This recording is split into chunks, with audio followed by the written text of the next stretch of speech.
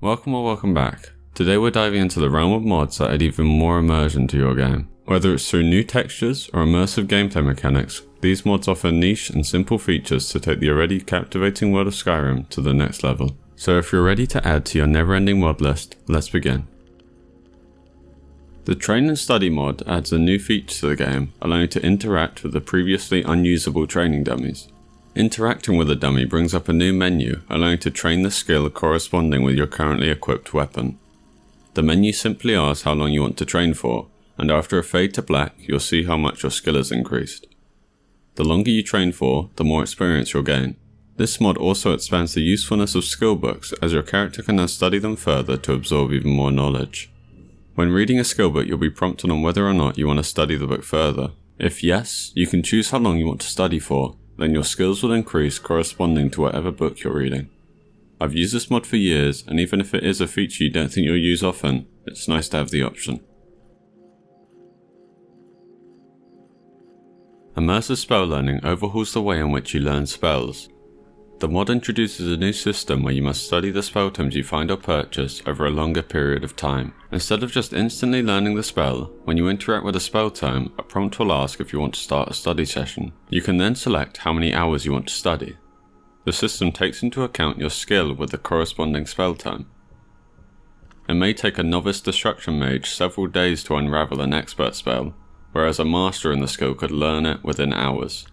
I think this mod adds a neat little system to what I believe is an underdeveloped side of Skyrim. This next mod is a classic. Pumping Iron adds to the game's character development by adding a new dimension of growth to the player's physical skills. The mod enables your Dragonborn to gain weight and build muscle in proportion to their strength and combat skills. Every time you level a skill, your weight will slightly increase, so as you engage in combat, your character will grow more physically imposing, adding a new layer of depth to the experience.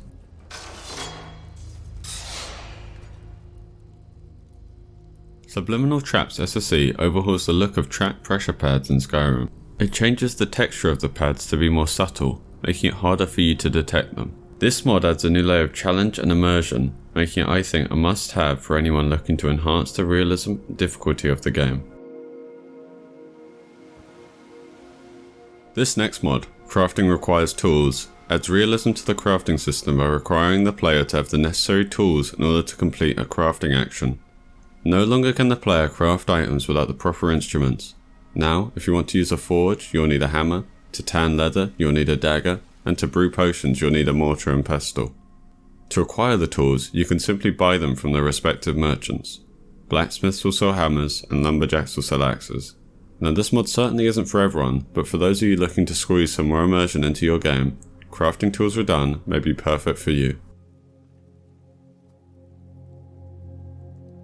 Immersion and lore continuity adds small lore-inspired features that enhance player immersion. It enriches the lore by adding additional details and elements to the game world. Here in the Whiterun dungeons, we can see an etching made by the Dunmer Nightingale referenced in the book Nightingale's Fact or Fiction. If your Dragonborn were to stay the night in Dawnstar, they'll be afflicted by the new Nightmare debuff, which slows your experience gain. The nightmares cursed in the town can be stopped by helping Arander on his mission. On your trek up the 7,000 steps, you can witness a pedestal marking the 418th step. The step was destroyed by an ancient dragon and subsequently repaired by King Wulfarth. The tale is from the in-game book, The 5 Songs of King Wulfarth. These are just 3 examples of the 7 modules available to download. This mod is perfect for players who enjoy immersing themselves deeply in the game. Whether you're a fan of the lore or simply looking for ways to add more depth and meaning to your playthrough, this mod is definitely worth checking out.